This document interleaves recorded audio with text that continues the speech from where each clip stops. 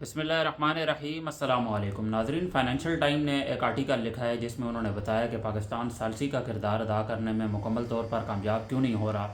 اس کی وجہ یہ ہے کہ پاکستان کے پاس وہ طاقت ہی نہیں ہے کہ پاکستان کسی چیز کی گارنٹی دے سکے۔ فار ایگزامپل، ایران اگر یہ کہتا ہے کہ ہم آپ کے چلے مطالبات مان لیتے ہیں، اس کے بعد آپ ہمیں اس بات کی گارنٹی دے سکتے ہیں کہ امریکہ ہم پر کوئی حملہ نہیں کرے گا،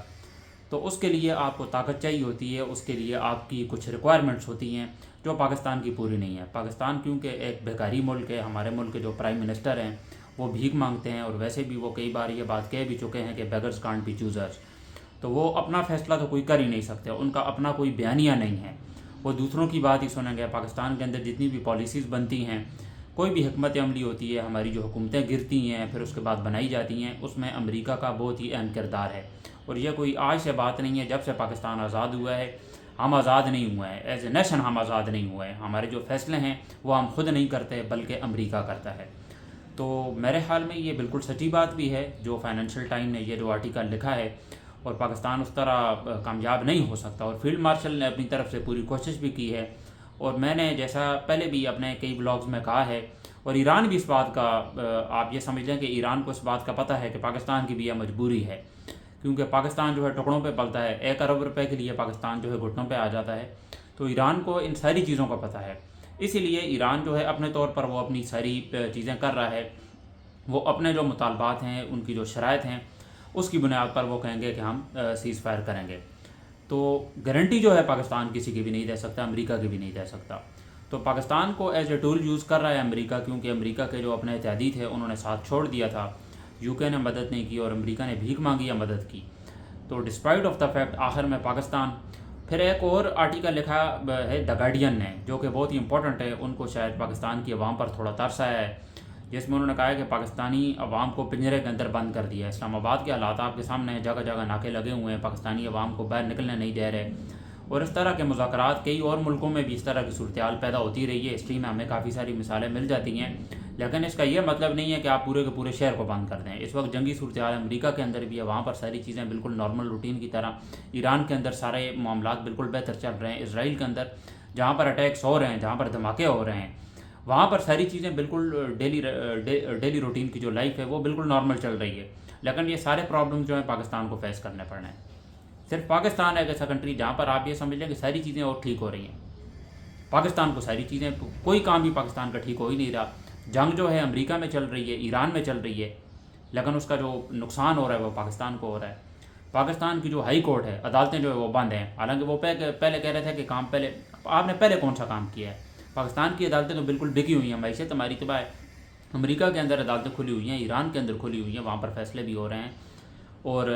اسرائیل کے اندر ساری چیزیں نارمل چل رہی ہیں، لیکن پاکستان جو واحد کنٹری ہے جہاں پر کوئی چیز بھی نارمل نہیں ہے اس وقت۔ اور یہ نوبل انعام کا حقدار سمجھتے ہیں ڈونلڈ ٹرمپ کو، انہوں نے وہ سیلوٹ پیش کرتے ہیں مسٹر پریزیڈنٹ کو، اور چیزیں جو ہیں وہ نارمل نہیں ہو رہی ہیں۔ تو گارڈین نے یہی لکھا ہے کہ پاکستان کی عوام کے ساتھ بہت بڑا ظلم ہو رہا ہے، پنجرے کے اندر بند کیا ہوا ہے، اسلام آباد کے اندر ناکے لگے ہوئے ہیں، ڈونلڈ ٹرمپ جو ہے طرح طرح کے ان کے بیانات تو بدلتے رہتے ہیں، وہ بندہ جو ہے کسی کا بھی نہیں ہے، اس کی جو مقبولیت ہے امریکہ کے اندر وہ اب بالکل نہ ہونے کے برابر ہے۔ مور دین 70% جو وہاں کی یوتھ ہے وہ نہیں کرتے سپورٹ ڈونلڈ ٹرمپ کو۔ تو ڈونلڈ ٹرمپ جو ہے، پھر ایک اور اہم اس میں ڈیولپمنٹ ہوئی ہے جو میں آپ کے سامنے رکھنا چاہتا ہوں۔ اس وقت ایک خبر سوشل میڈیا پر کافی زیادہ وائرل ہو رہی ہے، وہ 8 ایرانی خاتون ہیں، اس کی خبر میں آپ کے سامنے رکھتا ہوں۔ وہ حالانکہ اے آئی انٹیلیجنس، جو اے آئی جو امیجز جنریٹ ہوتی ہیں وہ تھیں۔ ڈونلڈ ٹرمپ نے دنیا کی ہمدردی سمیٹنے کے لیے کہ سارے جو ہے اس بات کو اپریشیٹ کریں گے کہ ایران کے اندر 8 جو خواتین ہیں ان کو پھانسی دی جا رہی ہے کیونکہ وہ لبرل ہیں، ان کا جو مائنڈ وہ تھوڑا آزاد خیال ہیں، تو بعد میں پتہ یہ چلتا ہے وہ اے آئی جنریٹڈ امیجز ہیں، اس طرح کی کوئی جو خواتین ہیں وہ پائی نہیں جاتی۔ تو دنیا سے ہمدردی لینے کے لیے اور وہ ساری چیزیں وہ اپنے آپ کو بڑا ظاہر کرنے کے لیے کہ میں ایک جو ہے امن پسند بندہ ہوں، تو ایک ڈرامہ رچایا گیا، بعد میں پتہ چلا ہے اس طرح کی کوئی خواتین جو ہیں وہ پائی نہیں جاتی۔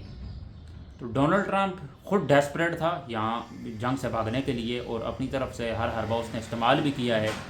اس نے کوشش کی ہے۔ اب نئے ہرمز ایران اپنی شرائط پر ہی کھولے گا، ان کی اپنی ایک وہ طریقہ کار ہے، اور ان کی کمیونیکیشن کے بغیر وہاں سے کوئی جہاز بھی نہیں گزر سکتا۔ مڈل ایسٹ کے جو کنٹریز ہیں ان کو بھی اس چیز سے پرابلم ہے۔ پھر رجیم یہ چینج نہیں کر سکے، اپنے مقاصد ان کے پورے نہیں ہوئے، یورینیم کی بات ان کی ادھوری رہ گئی، نیوکلیئر پروگرام جو ہے ایران کا، اس حوالے سے یہ کوئی بھی اپنے جو مقاصد ہیں وہ اچیو نہیں کر سکے۔ لیکن اس کا لب لباب یہ ہے کہ یہ جو جنگ ہوئی ہے اس میں سب سے زیادہ جو نقصان ہوا ہے، پاکستان کی عدالتیں بند ہیں، ہمارا راولپنڈی اور اسلام آباد دو ہمارے مین سٹیز بند ہیں۔ یہ کس طرح کا مذاق چل رہا ہے، آپ مجھے یہ بات بتائیں۔